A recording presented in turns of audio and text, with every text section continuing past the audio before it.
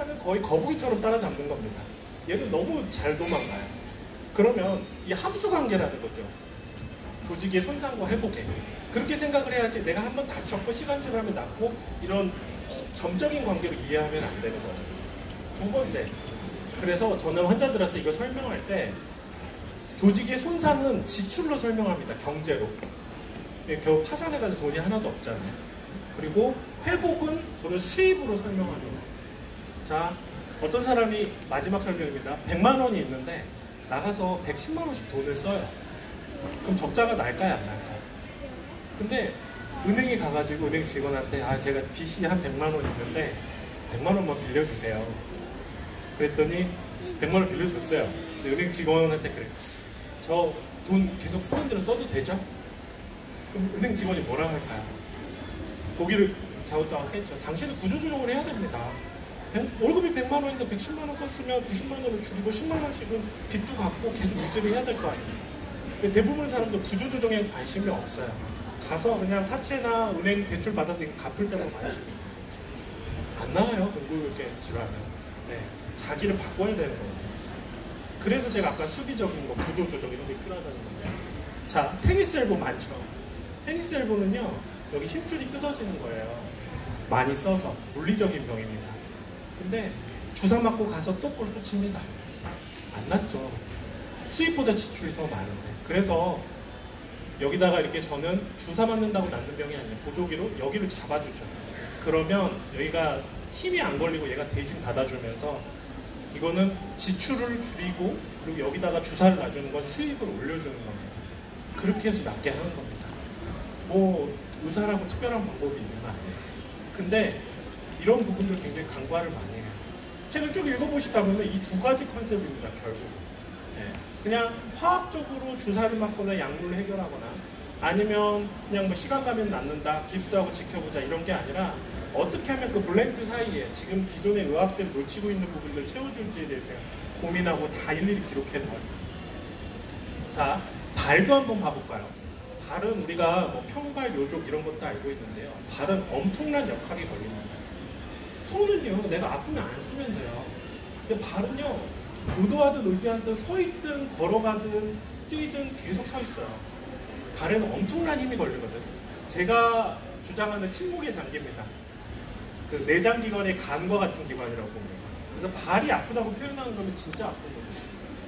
근데 발에도 엄청나게 많은 병이 있는데요. 발이 아프면요, 전부 다 족저근막염이에요. 족저근막염은 생각보다 많지 않고요. 그리고 저는 족저근막염이라는 진단명을 안 좋아해요.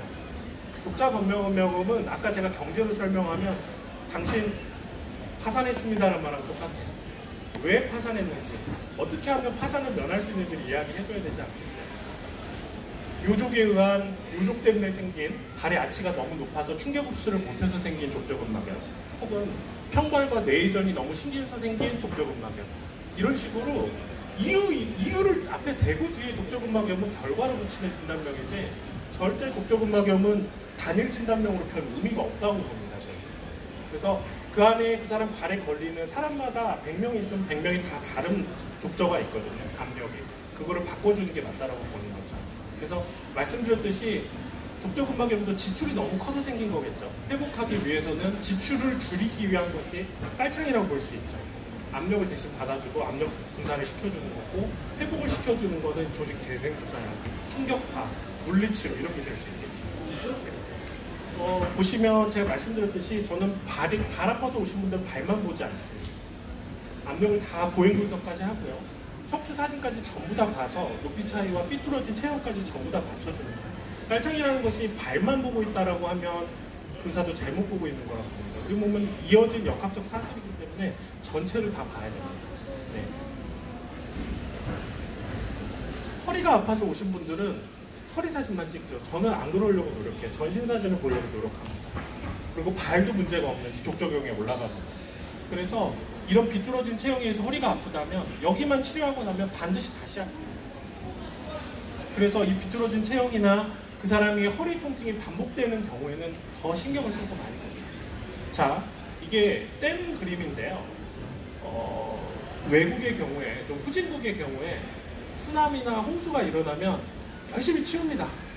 그리고 어떻게 하죠? 홍수가 또 나면 또 열심히 치웁니다. 선진국은 어떻게 하죠? 댐을 세우죠. 방파제, 방조제를 쌓아서 다시는 해수를 피해를 입지 않도록 하죠.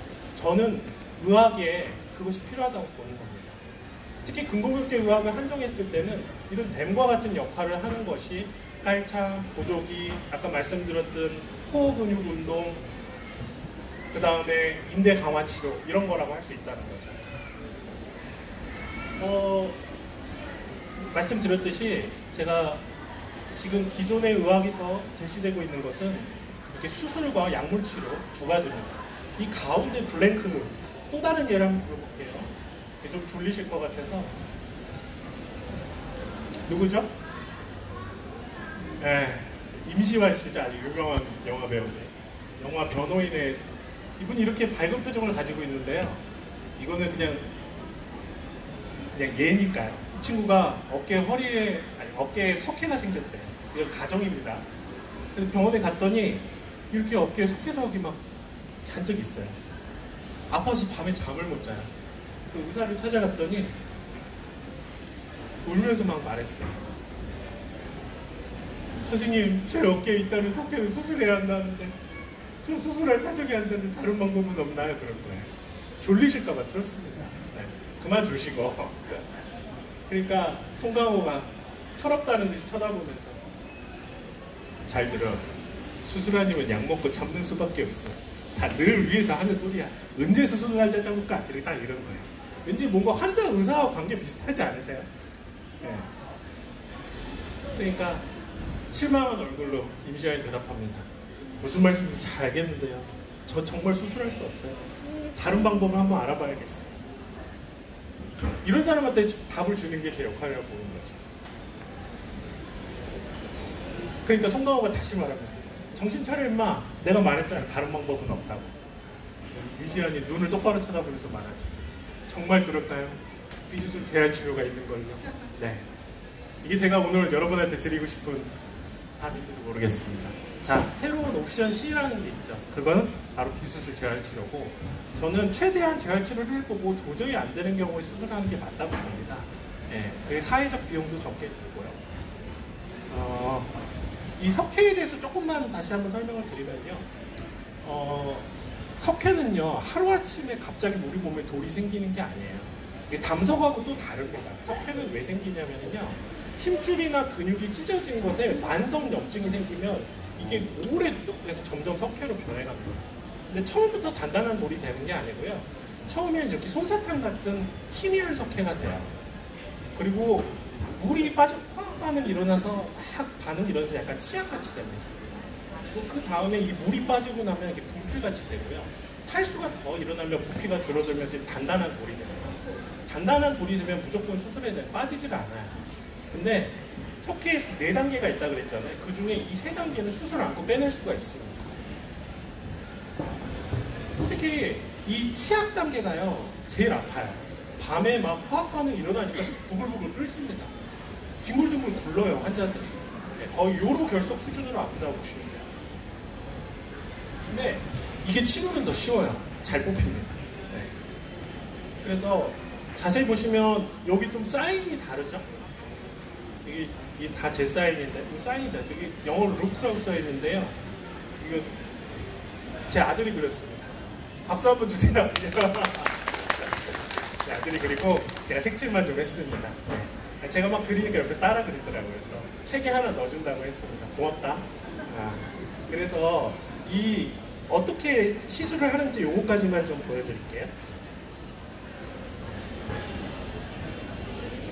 이게 제가 직접 하는 시술 동영상인데요. 자세히 보시면 초음파를 보고요. 투명한 생리 식염수를 쏜 거예요. 그래서 이렇게 초음파를 보고 이 안에다가 물을 쏩니다. 그러면 이 석회가 녹아서 나옵니다. 보이죠? 근데 저거 가지고 수술병원 가면 무조건 MRI 찍고 수술하라고 합니다. 이게 칼시피케이션 스톤이기 때문에 녹여서 뺄 수가 있습니다. 근데 아까 말씀드렸듯이 단단한 돌이 되면 불가능해요. 그리고 나서 수술도 째는 수술이 있고 꼬매는 수술이 있잖아요. 째는 역할을 저게 하는 거고요. 긁어내는 역할을 꼬매는 조직 재생 주사까지 하게 되면 수술 없이도 완벽하게 나을 수 있어요. 그러니까 지금 현재 이런 기술들이 다 발달해 있고 아까 말씀드린 약물이나 단순히 약물이나 그런 둘 사이에 끝나는 게 아니고요. 예, 이렇게 재활의학적 치료가 많이 발달하고 있다는 걸 보여주고 있습니다. 자, 실은 제가 책을 하나 더 썼어요. 동시에 썼는데 제가 아이들을 많이 봅니다. 저희 병원 오면 3살짜리 아이들부터 78세, 80세 노인까지 다 앉아 있습니다. 굉장히 제가 어지럽긴 한데 애기보다 할아버지보다. 근데 이 아이들한테 특히 부모님들이 갖는 자세히 불안정성이나 이런 것들이 많아서 제가 이 책을 썼습니다. 그래서 이 그림도 제가 일일이 다 그렸습니다. 일일이 설명할 수가 없어서 그래서 보시고 아이들한테 도움이 될 만한 그림들을 제가 이렇게 다 실제로 앉아있을 때 자세나 이런 것들을 그렸고요. 오다리, X다리, 앙짱걸음, 팔자걸음, 뭐 평발 그렸고요. 깔창을 했을 때 어떻게 좋아지고 어떤 운동이 필요한지 제가 작은 책자까지 또 제작을 했습니다. 굉장히 작은 책자로 만들어서요. 한 30분이면 다 읽습니다. 굉장히 부담 없는 책으로 만들었고요. 마지막입니다.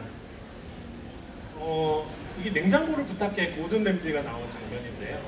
제가 하루에 환자를 적게 보면 80명, 많이 보면 100명 보는데요. 9시간대에 봐야 돼요.